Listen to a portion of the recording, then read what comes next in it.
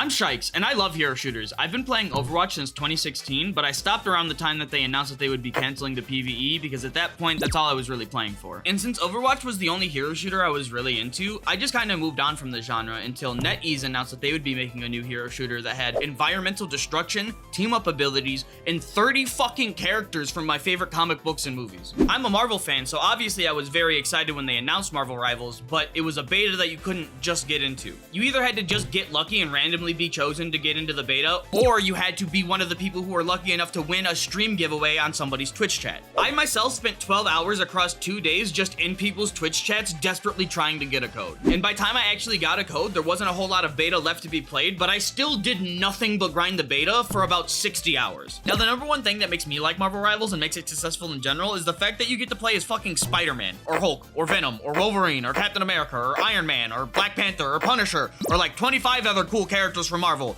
or the Namor, because Namor's here too, I guess. The amount that this changes my desire to play the game is insane. IP is such a strong tool to get players interested in your game just because it's related to characters that they like. Like, if you tell me there's a game where I can play as both Hulk and Spider-Man, I don't care if it's Marvel Avengers levels of dog shit. I'm gonna play that game with a smile on my face.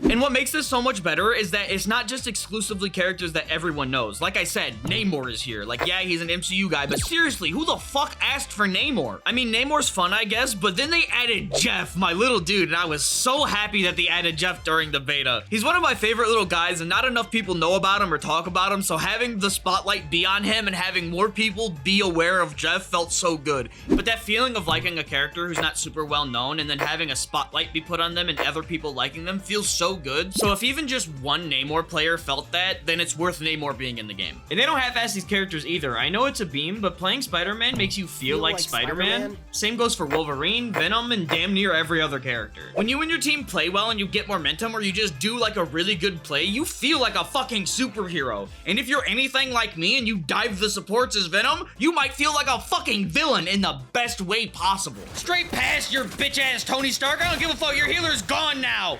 Your healer's gone! Nobody cares! They take this even further with team-up abilities, the best example being Hulk picking up Wolverine and just throwing him across the stage. I play both Hulk and Wolverine, and I love this on both sides, regardless if I'm throwing Wolverine across the stage or I'm the one being thrown across the stage by Hulk. Just you wait, let me see somebody. Come on, fucking throw me at him. Ah! Ah! Where'd he go? Where'd he go? Die! Ah! Oh, it feels so good! And all that's just what's in the game at launch. They already said that seasons are going to be 3 months long, and we're going to be getting a new character at the start of the season and in the middle of the season, meaning we're going to be getting a character every month and a half, which is an insane pace when we already had 33 characters before season 1 started. At the start of the season, they decided to add Invisible Woman and Mr. Fantastic, and in the mid-season, they're going to add The Thing and Human Torch. Now, I love the Fantastic Four, especially The Thing, but what really gets me excited are the way that these characters are designed. Specifically, Mr. Fantastic, who is a DPS that has a meter that fills up that turns him into a tank. Now, that would be interesting enough, but he actually has a combo you can do that fills this meter from 0 all the way to 100 in that one combo. And then once you're out of tank mode, you just pop this move that tells everybody to go fuck themselves, and then once that's done, all of your cooldowns for everything else should be done, so you can do the combo again to go back into tank mode, and you just kind of loop that over and over again, making this really weird hybrid character that kind of encourages you to play both roles. And the fact that they're willing to go so out there and make something so different for characters this early on in the game makes me really excited for what the game's going to be in like a year or two. And characters aren't the only content that we've had added. It's only the start of Season 1, and we've already had 2 different event game modes. And that's on top of the other 2 game modes that are just here to stay. Jeff's Winter Splash Festival is a really cool Splatoon clone where everybody plays Jeff. And Clash of the Dancing Lions is basically the same thing, but it takes Star-Lord, Black Widow, and Iron Fist and makes them play soccer. Oh, come on, just run it in! Run it in! Please, use your rolls! You cannot throw it in! Give me the ball! Give me the ball! No! Give me the ball! Give me the ball! Give me the ball! Give me the ball! When would it... Match ended!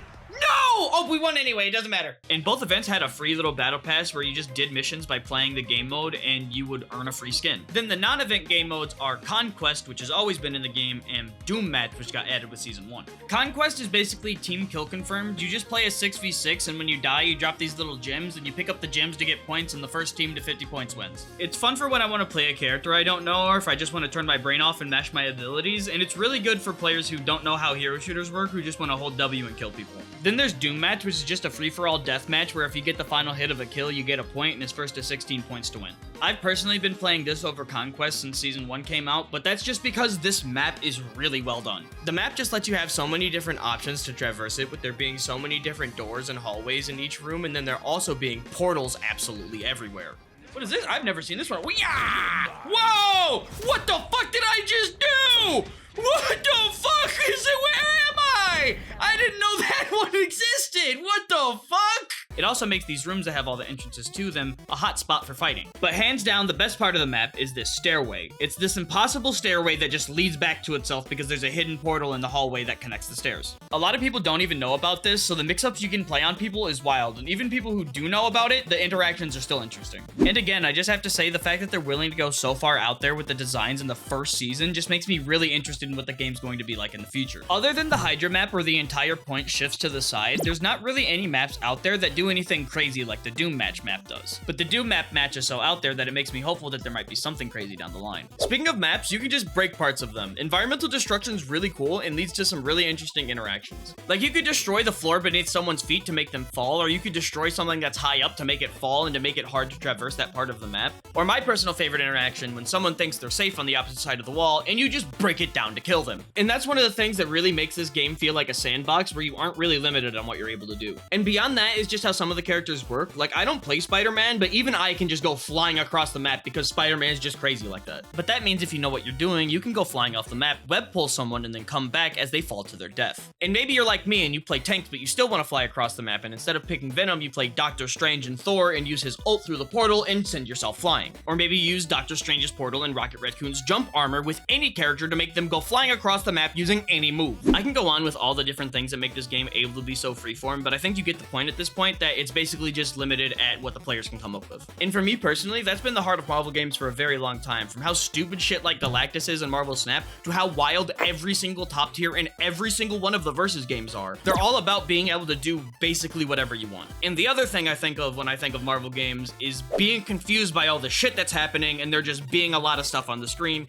and being able to recognize what's happening being a skill in itself. And that's no different in Marvel Rivals. Actually, the visual clutter is probably worse here, but for me personally, it tickles my brain in the same way a slot machine does. Speaking of tickling my brain, the game has ragdoll when you die. I fucking love ragdoll. But actually, somehow it gets better, because if you die in the middle of a move that gives you mobility, your camera locks in place and you see your corpse just go flying, leaving you behind.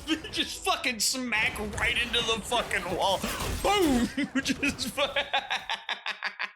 It's almost as funny as some of the character interactions this game has. There are so many that I could talk about, but my personal favorite is when Bucky thinks Wolverine's talking about them being good looking and not about them being made to be weapons. And it's stuff like that, or the fact that they have all of the known VAs for these characters, or just how nice the menus are, or just having a good replay system that make the game really have that extra bit of personality and polish that I really did not expect the game to have. It also helps that you can get into a match in half a second and play whatever character you want because there's no dumbass roll queue. I play Flex, so I don't really give a shit if we have 3 or more DPS because I'll just not play DPS. I like playing tank more anyway, but if we have 2 tanks and 3 DPS, I'll be a solo support and I don't care because the game actually did a good job at making all of the roles fun. So while yeah, I might want to play DPS because I like Bucky and Wolverine, I don't mind being forced to play the other stuff because basically every character is fun.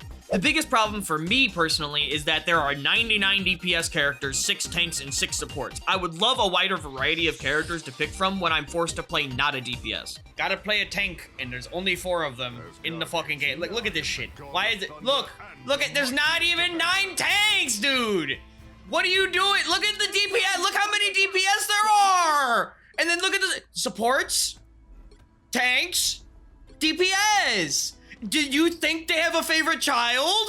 Jesus Christ. I don't care what the reasoning for it is. I want more characters to play as. Give me the thing yesterday, Jesus. Like I said, I don't mind being forced into these roles at all, but it'd just be nice to have more than 4 characters to play over and over and over again. And if you're someone who only knows how to play one character, there really isn't much of an excuse with how easy this game makes it to learn new characters. They have a screen that shows you how all of your moves work and then show you a recommended combo, and that alone will basically have you playing anyone at a basic level. This on top of having individual controls for each character in the game's really good practice range that has options to set up different opponents to practice whatever you want, should make you able to learn just about any character pretty easily. You can take what you learned here into practice mode or quick play or conquest or doom match or even a match against AI players.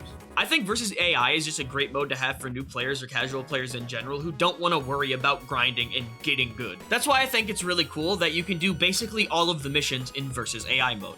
Speaking of missions, those are basically what have me playing every day. Having daily missions, challenge missions, and event missions, Marvel Rivals, just like Fortnite, has managed to have me addicted by constantly feeding me these little tasks that aren't hard to do, that just require me to put time in the game, and then reward me by giving me battle pass points and having me work towards skins or in-game comics. I know a lot of people are just going to ignore this, but my brain won't let me, and I have to complete every single one every single day to make sure I get all my points in stupid comic pages. That way I can also finish the battle pass and have everything done. And God, do I love the battle pass. It's basically just $10 for 10 skins, and some of these skins are amazing. Like, yeah, some are the fucking penny skin, which is just a recolor, but look at Adam Warlock, man. Holy shit, look how cool he is. I need to grind my missions for this. But actually, I don't need to grind it because the game lets you work on battle passes even after the new one comes out. As long as you bought the battle pass while it was out, you can finish it whenever the fuck you want. Meaning, unlike Fortnite, you're not gonna miss out on some skins that you paid for just because you didn't have time to grind the game enough. But I do grind it because not only do the skins look good, but they come with a banner or profile picture of the skin. And then they have these like 6 cinematic animations just for picking the skin in the menu. Then they have the emotes and the MVP animations. Skins are just done so well in this game, and the battle pass obviously isn't the only way to get them because they have the shop, and during events they give you 1 free skin. There's not much about this game that I don't love, to be honest. I've genuinely had such a good time with this game so far, regardless of support ults all being don't die circles and having so many players be needlessly toxic in chat. I can't really complain, but that's basically everything I love about Marvel Rivals. If there's something you'd love about the game that I didn't say, leave a comment, and if you'd like to see more videos like this, go ahead and subscribe. I'll see you.